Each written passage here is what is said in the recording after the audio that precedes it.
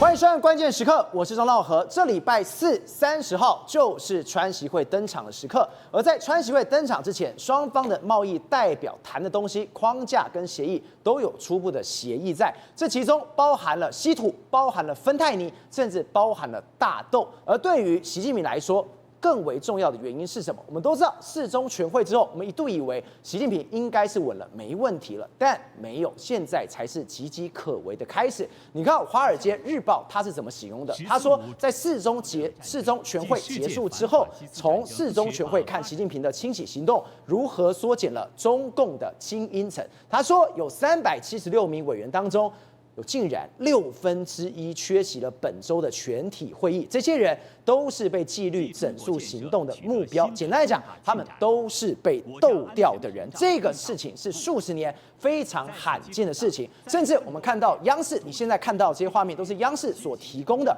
你看到这些位置，怎么会突然有人缺席了这么多个位置？一整排人他都不见了，甚至我们还捕捉到了这一张照片。这张照片我们特别画了3个红圈，把它画了起来。你看到1、2、3，这3个都是杯子，这非常的不寻常。为什么？如果你今天知道这个人他要来的话，你才会把杯子放下去。这代表一件事情，这些人他是突然间消失的，等于是这个茶明明是热的，但是人是冷的。他们在最后一刻才知道我被拔掉了。这件事情可以看得出来，现在在中国的官场上面斗得有多凶。而更可怕的是，在台湾的问题上面，川普极限施压下，如果你习近平没有处理好，这一把刀就架在你的脖子上。现在才是习近平他真正危险的时刻。好，我们现在介绍今天的来宾，第一位财经专家黄世聪，大家好；时事评论员张宇轩，大家好；资深媒体人吕国珍，大家好；资深社会记者林玉峰，大家好；政治专家林廷辉，大家好。好，最后一位是资深媒体人吴正峰，大家好。志彤，我们今天看到的事情是什么？第一个，礼拜六、礼拜天的时候，原来中美两国包括在马来西亚，总算稍微谈了。为什么？因为这礼拜四要川习会了，大家协议都先谈好，至少两国的领导人见面不会很怪。但是里面我们刚刚提到最关键是什么？川普明明讲是说我要谈的是4大议题，但是你芬太尼谈了，你大豆谈了，你稀土谈了，就唯独你台湾没有谈。对，没错。事实上，这个紧接而来的30号，习近平跟这个川普的这个见面来说话，大致上来说，现在根据贝森特的说法，还有包括说李成钢的说法，美国跟中国有可能会敲定贸易的协定。那贸易协定里面来说，他们说什么啊？美国会买这个中国会买美国的大豆，对。然后稀土来说的话，中国可能会延后1年的，延后1年呢？对。然后芬太尼的这个问题来说，也有初步的这个架构，但是有一个东西呢，是贝森特跟何立峰还有李成钢不敢谈的问题，那就是台湾问题。对，所以台湾问题，你有没有注意到，从上个礼拜到现在为止来说啊，美国媒体、国际媒体一直不断的这个很多人士透过《时代》杂志，还有这个所谓的 Financial Times， 一直不断的在抛台湾的这个议题。对，甚至川普本身呢，他跟这个阿巴尼斯就澳洲总理见面的时候，也被问到台湾问题，甚至他坐空军一号来到亚洲的时候，也被问到台湾问题。所以呢，他说什么？我会谈到台湾，那我不会亲自去那边，但我会谈论他。这个离那边不太远，但是我对台湾有非常尊重。所以呢，他其实非常尊重台湾。那为什么这样说呢？因为事实上刚结束的这个四中全会里面来讲话，其实国际媒体也注意到了，你习近平呢一直不断，好像你目前为止的这个位置稳了，对不对？但是事实上你一直不断的清洗中国的中央阶层，那甚至是说你的军委会现在还是只有4个委员，一个国家的最高的军事单位，目前为止人也是稀稀落落，根本没有补满的。对，你说你真的有可能跟这个美国打仗吗？所以才说，目前为止来说，这个川普似乎是老神在在。知道我们刚刚看到《华尔街日报》他特别报了，他说什么？他说有1/6的人都被清洗掉。我想说真的假的？结果我把央视的画面全部都拿来看，我吓死了！央视怎么敢拍这种东西？对，这边第一排应该说第一排是在这边，对，第3排、第4排，中间这一排，我的天哪！这完全空掉的。对，没错。事实上，《华尔街日报》就国际媒体都注意到说，好像你们这一次开会里面来说，出现了一些猫腻。什么猫腻呢？我们讲，事实上这一次的这个央视其实没有太多画面，但是只要看到有画面的这个地方，你会注意到说，怎么都那么多空位？你看这个地方，这是第1排之后的第2排就出现了一些空位在这边。然后另外一个场景来说话，这个第1排也是一样，就第2排就会出现了非常多空位的这个情形。所以那我们再跟他讲。实际上不是只有这样哦，你再看拉远景之后，你看这边有一排是完全几乎是这个有这个杯子在上面，但是没有人在上面，这超怪！你看这边1、2、3排通通满，对，这边空了，对，然后后面这边又空了一排，对不对？空了很多，我们仔细来看，你看这边也是空一排。对不对？然后紧接下来又空了2、3排的这个状况，那这边也空的。好，所以你要事实上，目前为止来说，很多画面都告诉你，没人，好像没人不说。那你看，这还有一排是这样，上面有这个茶杯，但是没有人。你看大部分，你看这一排就是没有茶杯，也没有人，对不对？对。但这一排是有茶杯，没有人。不是，下午这个茶可能还是热的，对，那人嘞？对，那什么意思呢？意思就是说，我本来呢，这个譬如说张少和中央委员，你对，我原本要去了，对，那我就刚刚你泡一杯茶，对，你的茶就在这边，但是你可能要进场的时候说不好意思，张少和委员，你现在人不能够进来开会，你可能接下来会有事情啦，我被除名了，你被调查，那就这样，所以你就没有办法进入，所以你看，实际上这里面有很多画面，就是这些原本就不会来的，那这些原本要来，但是临时被通知啊，拍谁你不能够来了，好，所以呢，《华尔街日报》就直接给他统计。他说这一次的四中全会缺席比例高达1/6，6个人就有1个人没有来。他说什么？中央委员原本有205个人，然后候补委员有171个，原本有376个，对，但是实际到会只有315个，只有84%。那18%的中央委员，还有14%的候补委员没有现身。也就是说，很多中国的中高干部呢，完全党的高部干部呢没有来，这很怪。如果说原本在位人他被清洗掉，对，你候补人就会补上去，是你连候补你也不给他补上去。对，好，这有几个说法。第一个就是说没有错，你习近平现在稳住了，但是你也没办法把这些人补满。对，如果这些人补满来说，是我习近平的人，或是我命令的人，那或许说，你权力稳哦。但是这个什么意思呢？我没办法命令，没有办法补这些人来，后续还有斗争。就这些人还是要后续把它还在斗，现在还在斗，对，还在斗的一个状况。所以你看，这是创什么？1970年代以来最低纪录。那1970年代是干什么？那时候在文革嘛，文革就一堆官员不见啊，所以没办法参加。但是事实上，这是1970年代以来的最高纪录。所以告诉你什么？中国的内斗似乎还在进行之中，并没有因为说你习近平目前为止头衔都绑住了就没有问题了，你就稳了。为什么我们这样讲？我们再给大家看一个最重要的叫做什么？叫做他们的中央军委会张又侠。对，中央军委这个职位来说话，我们就讲中央军委会。你看这次的开会里面来说，他的脸也太不屑了吧？对，没错。他觉得说我来这边干嘛？他完全不想听吧？对，为什么？因为张又侠这一次来说，你可以看他在这个地方来说，我们讲了，一般中国官员在开会的时候都是正襟危坐。对，那你不能够被拍到说你这边什么打瞌睡或是百无聊赖的这个样子，但是被人家拍到这个百无聊赖的样子，之后的表情是什么？我老神在在，我很糗。我坐在这边，反正我就看你怎么玩，你怎么玩就怎么玩，我不管你的一个状况。为什么？因为事实上这一次来说的话，你看苗华跟这个何卫东2个都不见了嘛。对，不见来说，你看这一次很多人都被开除这个相关的这个党职，除了苗华、何卫东在什么何鸿钧啊、王秀斌啊，然后林向阳啊、这个秦树统啊，然后海军的这个袁华志啊、王厚斌啊，然后海警部队的王春林等等，有7、8个人被开除。那这些过去来说都是什么？都是习家军。对，所以你看习家军不见啊，那张又侠当然老神在在啊，你反正又没开除到我的人啊。所以也难怪有人形容说什么，有人说他昏昏欲睡，也有人看出他那股懒得装的气场，像是在用身体语言表达，你们爱怎么玩就怎么玩。老子根本不放在眼里的。对，因为这次开除了所有的大部分被整肃，他们都是所谓习家军的人马，那跟我张又侠其实没什么太大的关系嘛。好，那除了这个之外，还有一个事情，因为这一次的这个四中全会的这个闭幕式，我们知道四中全会在哪里开？它都在北京的这个京西宾馆召开。那事实上有一次，就是上一届19大的这个四中全会的时候呢，是突然之间换到人民大会堂来召开。对，但是这一次也是一样。突然之间，原本在京西宾馆，后来闭幕呢，换到这个人民大会堂来开。所以呢，你要说，那怎么会出现这样的局面？上一次被换是什么？上一次不是2019年的10月31号，当时的中共中央候补委员、重庆市委副书记的任学锋呢，他在那个地方坠楼而亡。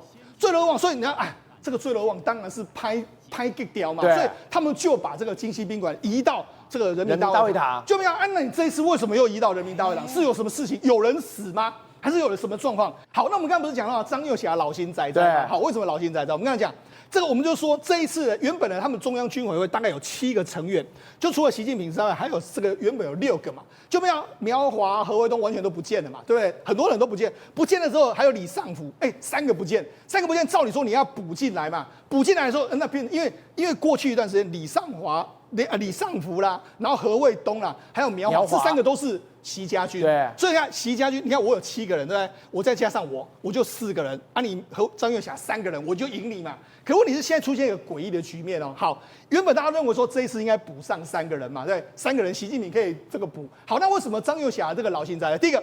张又侠目前为止他只有人是副主席嘛，那这次唯一的就是原本的张生敏升为副主席。好，那赵你知道张生敏是谁的人吗？他是张又侠的人。我还以为是习近平的人。他是张又侠的他们是老干部，陕西帮不是吗？他是老干部。好，那刘振立是谁？刘振立他事实上也是张又侠老干部，他曾经参加过这个跟越南的战争。那张又侠原本就是现阶段越南战争跟越南打过战的最高阶，所以等于是这几个人都是张又侠的人。那的话，军委会里面现在4个人，对，4个人来说的话，3比1耶。那这个军委会到底是怎样一个怪异的组织？你习近平能够控制的军委会吗？所以为什么很多人就说你好像你能控制得住军权吗？如果照理说他如果权力很稳的话，我就应该任命3个人上来，让军委会里面来说7个人来说，我有4个人的优势，我还是稳的。但是现在没有，现在显然3个人打一个习近平啊，所以才会有看到说，张又侠在那边老心哉哉，反正我军权在握的一个状况。好，那我跟他讲，这个当然是接下来能不能补齐。补齐之后呢，大概这些人是不是习家军？我觉得这是一个非常重要观察未来习近平权力的一个非常重要的重点。好，那我们为什么要讲到这个军委会呢？因为在这几天，我们接下来的这个川习会会讲到台湾问题。那我讲到台湾问题以后，你看这几天哦，因为刚好是10月25号光复节嘛，但是他们结束了所谓的23号结束了这个所谓4中全会，开始对台湾文攻武吓啊，你看。这是什么？大陆官媒公布什么？这10月25号公布了，他说什么？我们有一个中国的叫吉林1号的卫星，对，那吉林1号卫星呢会经过台湾，那台湾他们会拍了很多照片，你看这是竹科的这个照片，然后这是台北市的照片，然后这是这个也算是这个台北市的照片啊，然后这是台北港。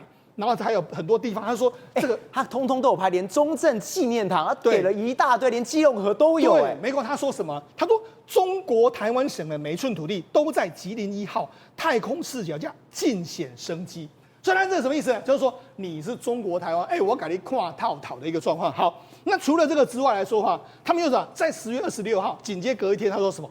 我们中国很多架的这轰6K 的这个战略轰炸机啊。然后在台湾周边的这个空域进行所谓的模拟对抗的训练，然后呢，他就说，你看我们在云端俯瞰台湾的海岸线清晰可见的一个状况，所以等于是用这样，你看用这样的文攻武吓，就是说，你看文攻的部分，就是我有很多可以看你的地方；武吓就是说，你看我们的战略轰炸机来到这个地方，你看，这个比个赞，我们要收回国土的一个状况，你看，等于这就是文攻武吓嘛。所以那文攻武吓，你要军队，问题是军队现在真的是习近平你能控制吗？所以对习近平过来说，为什么要这个时间25号、26号要文攻武吓这件事情？因为他现在根本就像一个走钢索的人，是他今天必须要大内宣。今天你把战机开来台湾周边，你在大内宣，跟大家讲我权力都还在。你今天把卫星照拿出来，就是在大外宣。对，心里现在很害怕的。问题是，我们就问说，军委会的组成里面来说，你到底能不能够真的控制军队？对，到底是张又侠比较有昂虾，还是你比较昂虾？这个我们目前为止还尚待观察。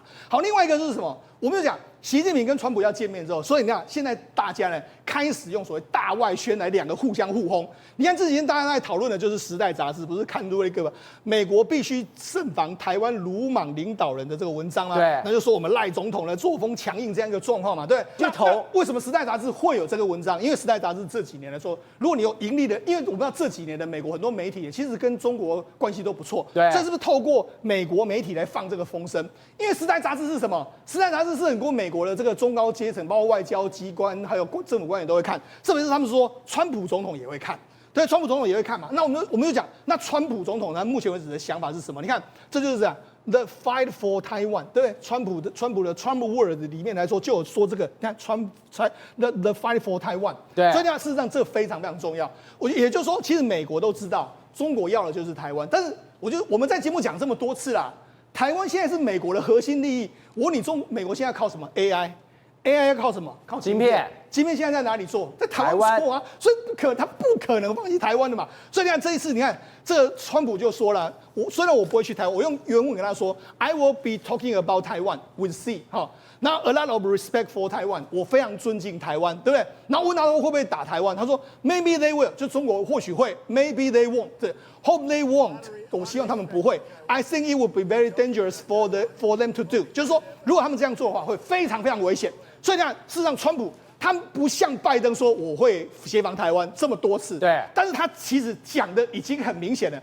他说，他上礼拜不是在说我们这个美军非常强大，中国根本不是对手，所以呢，他意思就是你不会这样做嘛，对不对？那甚至你看，连这葛利尔就说，哎呀，我们这次会谈不会提到台湾，他说完全肯定了，台湾完全不是，也不会以任何形式出现在我们的谈判贸易之中。那甚至连卢比欧都这样说，所以你看。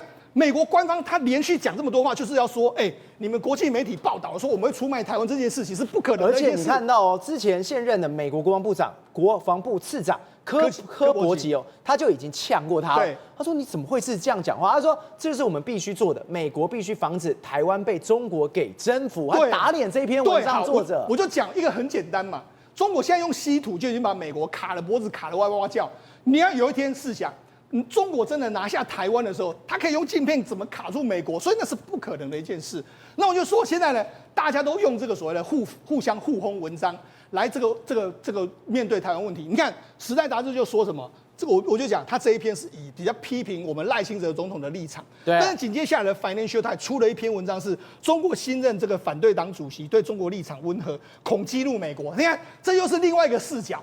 他反而是批评我们的在野党，对不对？他就说啊，在野党有可能会这个背个国防预算啊，然后他会什么推进国家统一这件事情啊，对这样一个状况。所以啊，这两个完全不同思想。所以台湾问题现在在国际的投书、国际的媒体上面，大家真的轰来轰去。对，那中国的风向完全乱成一团。那中国也是一样嘛。中国你看新华社的文章嘛，他就说什么认同两岸一家人就可以达到这个沟通的这个状态。你看他顺便选在所谓的川习会之前，他这样说。你看他还说什么？台湾问题的这个由来还性质。那你看，中国为了要把这个台湾框进来，他不是还弄了一个所谓台湾光复节吗？这个台湾光复纪念日的一个状态，就是说台湾光复何来？光复就表示你是我中国的一部分嘛。你看中国还署名文章这样状，所以我才跟你说，事实上台湾问题，我觉得这次中国跟美国之间什么问题大概都可以谈。你说什么抖音的 TikTok 的问题啦，大豆的问题啦，这个稀土的问题啦，分碳的问题，中美或许能够找到一个妥协之道。但是你可以看，你看现在摆在眼前，中美之间最大的期间会台湾问题。台湾问题，因为什么？台湾是中国的 Apple， 但是呢，台湾又何尝不是美国 AI 的心脏呢？因为习近平所领导的4中全会里面，甚至我们刚刚提到1/6人通通都被清洗掉，原本茶都还是热的，人却凉了。这是一个大警讯哦！当你今天国家这些精英的高层都不在的时候，你要搞经济，你要搞外交，你要搞国防，都没有将可以用了。那你觉得习近平真的想要去搞这些将吗？我的意思是说，他没有吗？习近平真的要让这些人补齐吗？我讲一个道理啊。中央委员本来就是203名，后面还有一堆是190几名的中央候补委员，这个一起开会的情况之下，你要补中央委员也没那么难。为什么？后面100多名的中央候补委员其实都可以补上去了。为什么？因为习近平根本不想要让你们去开会嘛，要让你们留会的概念嘛，甚至让你们根本就不想要让你们正常运作嘛。为什么正常运作？正常运作的话，那你把老子放在哪里？也就是说，习近平会认为说，这些人如果都传说，为什么去年本来应该要召开4中全会，对，为什么延到今年来开？因为他根本就不想开会啊！他不想开会，为什么要开会的啦？你开会的话，假设如果门一关起来，大家炮火那边轰来轰去的，那你觉得我怎么样？我们前面讲过，世人不清的情况之下，他拉了这些人之后，这些人可能又被其他人搞掉啊！搞掉之后，他要再补他自己的人进去吗？他也不好意思吧？就补进去了来讲的话，又能够做事吗？所以干脆就不补嘛。所以你看到现在这个状况真的是很好笑。这个4中全会来讲，竟然有2排的这个位置是空着，对，没有人在那里。茶都摆在那里，没人呢。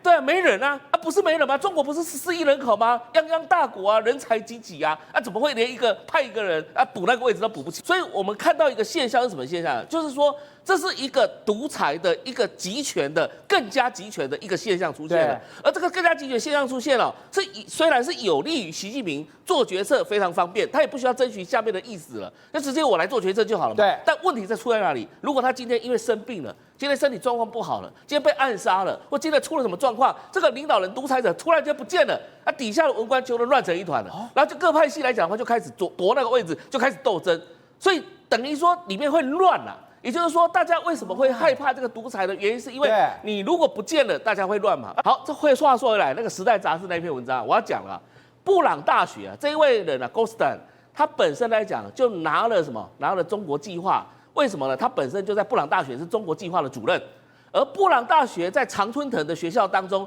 就是跟中国关系非常好的。对，他在今年来讲的话，还跟川普呛香，这个是跟川普作对的啊。所以这里面全部都是民主党人啊。然后再来一件事情啊，这个布朗大学里面的最多的外籍学生就是中国籍学生。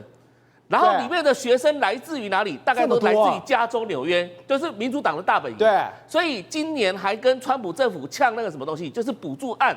后来当然乖乖的也接受川普的这个游说。后来你知道，本来川普要砍掉他5.4亿左右的那个美元的这个所谓的今年的补助款了，结果后来全部乖乖的又跟川普政府签协议。为什么？因为以色列的事情、巴勒斯坦的事情，还有那个哈马斯的事情，全部上街头游行，说要把那个什么犹太人怎么样之类的。结果呢，川普是力挺犹太人啊，川普是力挺那个纳塔雅胡的啊。结果这些大学来讲，现在乖乖的就范了。那为什么呢？因为像布朗大学，还有另外一所大学西斯大学，这2所大学啊，其实都有拿中国太空计划的钱，所以他们你知道吗？收钱办事。它中国来讲的话，它本身来讲，像月球的探索等等之类的那个土壤啊，都拿去给布朗大学做研究。对，那所以美国 NASA 早就切割跟布朗大学的。我们说布朗大学非常好，这个我没有话说。布朗大学真的在常春藤，在美国排名前7名的大学，其实都没有问题。我们以前台湾有很多官员都在布朗大学教书，包含以前 AIT 驻台的那个非常讨厌阿扁的包道格，都是布朗大学毕业的。对，那布朗大学它本身来讲，作为一个亲中的大本营，它连中国的月球土壤都拿得到。现在美国的 NASA 太空总署就跟布朗大学切割关系，你拿中国的东西，你拿中国的钱，我就不要跟你研究合作，不然你把东西泄露到中国怎么办？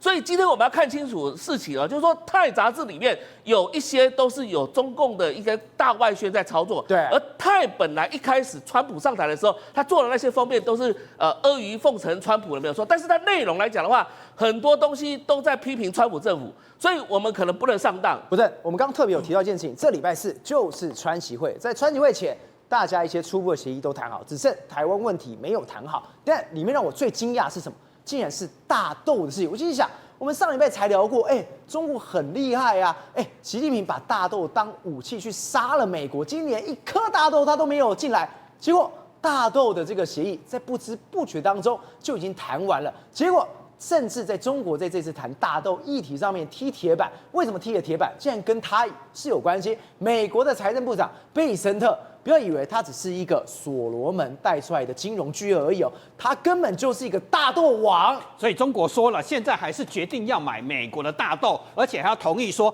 抖音要卖，然后稀土也不敢进了。等于这一场战争，本来习近平以为拿大豆来威胁美国，没想到现在砸到自己的脚，拿石头砸自己的脚。因为贝森特他除了是经济高手之外，他还是个大豆农夫，因为他是农夫，他最懂大豆了。对，我们也可以说他是大豆王，因为他在北达可达州，他有大豆田，他的大豆田值7亿台币，但他现在是当财政部长，没有办法自己去跟税，他1年收租金可以收3000万台币，所以他对大豆农民的控他是很清楚的，所以他知道这一场谈判应该怎么谈，知道中国的弱点是在哪里。你现在跟我拿大豆来威胁，你在骗他不懂大豆吗？骗他不懂全世界的期货嘛？人家是华尔街出来的，所以他抓准之后，这场仗是怎么打赢呢？他知道中国经济不好嘛，你不要以为现在中国什么都不用美国产品，事实上没有出口到美国，他就完蛋了。看世中全会的结论就可以出来，他们出了一个公报嘛，他们自己坦诚，其实中国的经济现在正面临一个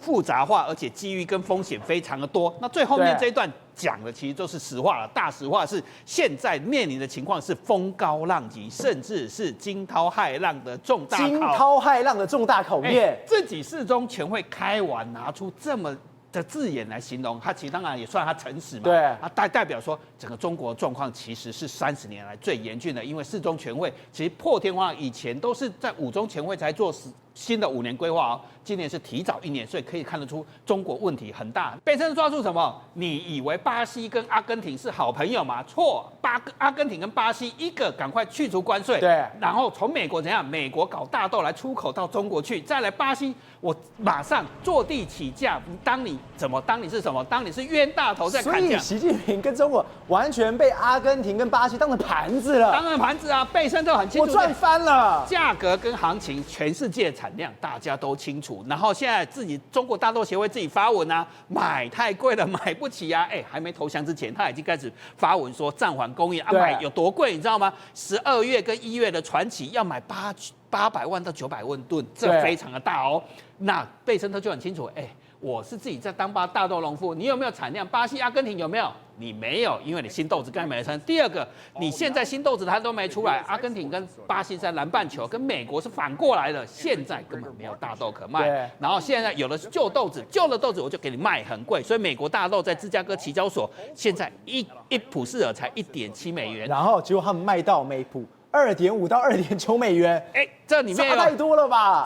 加价将近80%，巴西真的狠狠的砍得习近平一脚了。你买80%，那还有另外一个第二个隐含的意义是什么？这是中国大豆协会讲的啊，多了2.9，美国才1.7，我从美国进口卖给你都还划得来，到时候我转一手买美国豆卖给中国呢，习近平当成盘子在被你盘。再来是有一件事情是，你对于中国物价伤害会非常大。我们讲，大豆在中国可以做什么？做成酱油，做成大豆油，做辅助。再来还要做大豆之后还可以做什么？做豆粕。豆粕就是我们猪在吃、牛在吃、鸡在吃的饲料。那这些现在发生什么状况？你加了80%，全世界抢黄金豆之后，人家巴西也不是笨蛋啦，桑托斯港。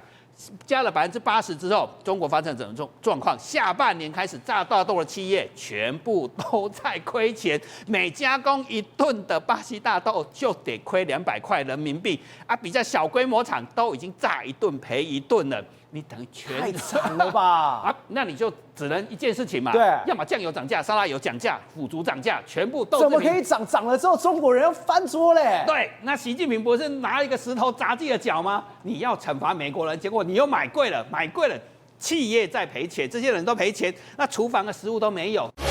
宏观取材，厘清真相，犀利精准，深入剖析，时刻掌握关键，新闻时事不漏接。老时段，新气象，我是钟浩和，关键时刻2.0，全新出击。